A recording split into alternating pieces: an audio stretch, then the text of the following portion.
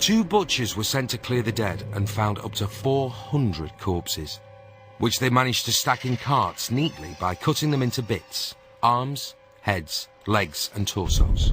Although dead, it is believed that the dismembered souls never found rest.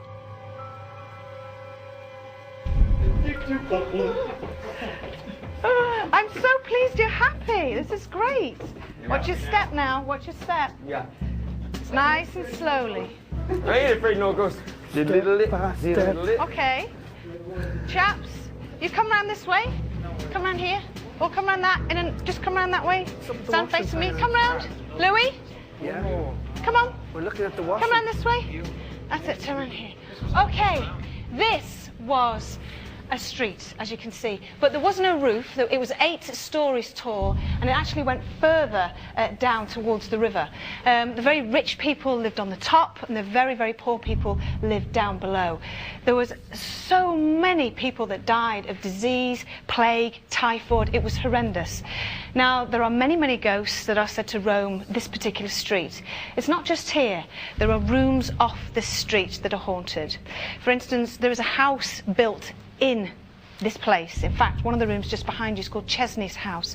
The gentleman called Chesney refused to leave. He was told, you have to leave. He refused to leave. He hates anybody going into his house. Very, very violent, shows poltergeist activity. Doesn't like anybody in his space. There is also a ghost of a little girl called Annie. She died of the plague. She's aged between 5 and 7, so we're told. We're not quite sure. You know, you're being really cocky now and really funny and laughing and all the rest of it. Well, I'm going to wipe the smile. I'm going to wipe the smile off your face. Headmaster's office for me. Absolutely. In fact, now, come on, I've had enough of you. Quick, come on, this way. See you later, lads. I've had enough. Okay. Where are they going? Okay, I want you... Who are you going to call? Ghostbusters. You're going to stand here. Okay. And wait for me to tell you where to go. Yes, Mum. Okay? Yes, All right? Mum. Good man. Okay. I ain't afraid of no ghost. I think he fancies it. Right, okay. Everybody else happy? Yeah. To call it Keith dancing. Oh. I'm going to slap him so hard. He likes that. I'm going to slap. Do you know what? We're not going to call out here. I think we need to teach him a lesson. Yeah. I've got some backpacks here. Okay, so I want you each to take a backpack. There are pieces of equipment. There's a camera in there. There's a torch in there. And so what I'm going to do is I want us to walk up here, and then I'm going to take you off into different areas. Okay, come on this way, and I'll sort you out.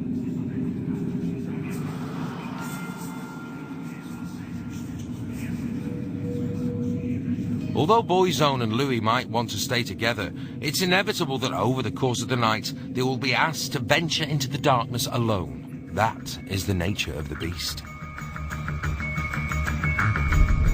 Coming up, Stephen can't stomach the dark. Shane and Keith get to the bottom of the ghostly noises. Listen. Sounds like Louis Walsh having a shite. And something grabs Boyzone's attention. What the f*** was that?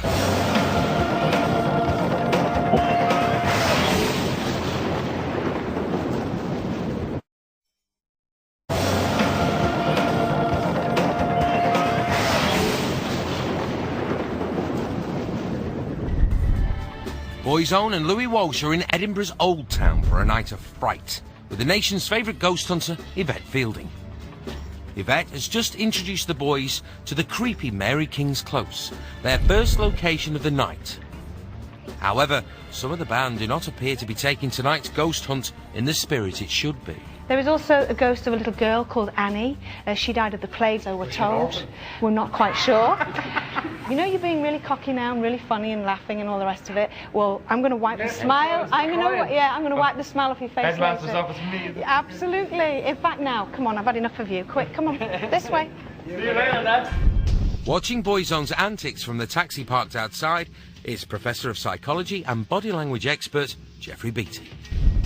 First few seconds are always absolutely fascinating, because I think in the first few seconds people have to establish their role in the group, and I think also there are a lot of telltale behaviours, sometimes unconscious behaviours, that tell you a great deal about their underlying personality.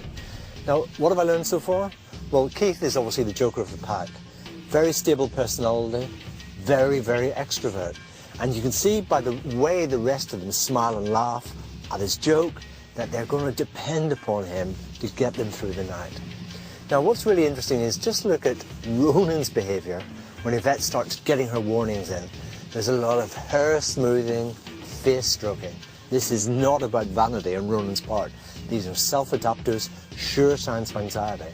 And look at Mikey's response when he smiles. Smiles are always amazing. They're not necessarily about joy and positive emotion. As a psychologist, I always watch when the smile fades. And look at Mikey's face when the smile fades. He is not a happy boy. So he may be pretending to be happy, laughing still at Keith's jokes, but in some sense the reality for all of the rest of them, apart from Keith, is starting to sink in. Okay, right. Back inside Mary King's close, Yvette is keen to get Keith and Shane off ghost hunting proper. They're being sent to Chesney's workshop, but they're still not taking the spirits very seriously. Well, not the ghostly kind, anyway. Okay, it's us. We're here. It's scary shit. You would not believe the noises we've heard so far. What, stay out far?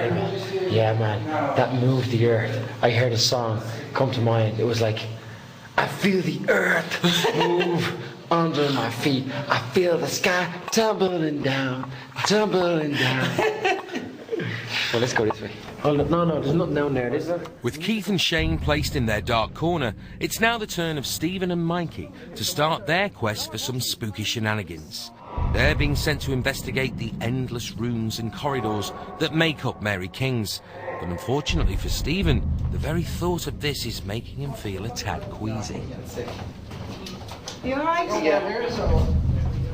I feel really sick. Come on, we're going. You want me to go first? No, I'm fine. I'll continue. Just, you know, so like... Yeah. But what's causing it? Is it because you're sensing something in the atmosphere, or because you're making yourself anxious? No, I'm not anxious. I feel alright. I'm fine now. What do you mean you feel alright? You think you're going to get sick? No, not now. It's coming. So it's coming Mostly when I'm walking. So this motion is making you sick, or you're getting closer or something? I don't know. It's getting colder here now. Can you feel the drop in temperature? Yeah.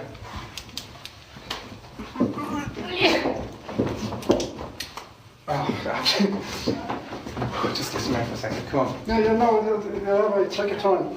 Because I'll get sick in a second. Sorry, Paul. You right? Yeah.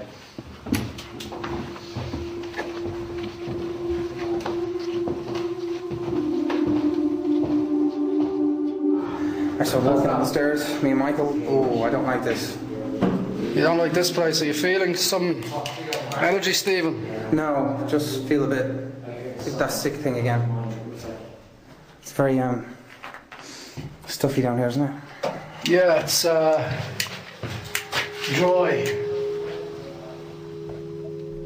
Again, that sick feeling again. I don't like it. Yvette, keen for everyone to experience the dark side, escorts Louis and Ronan to the last place inhabited in the close, Chesney's house. David, you want to go in here with me? How are you feeling, Louis? I'm fine. There's a door back there. Here it is. Okay. This is Chesney's house. Okay? Get your cameras out, guys. Why are you staying? Okay. Mia.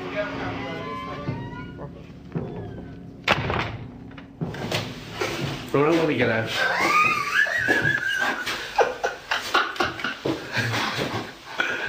You think we can get out? Look at the ceiling. And a bit of damp there. If these walls could talk, you know. Ah, Stephen. Unfortunately, Louis, walls can't talk, but bodies can.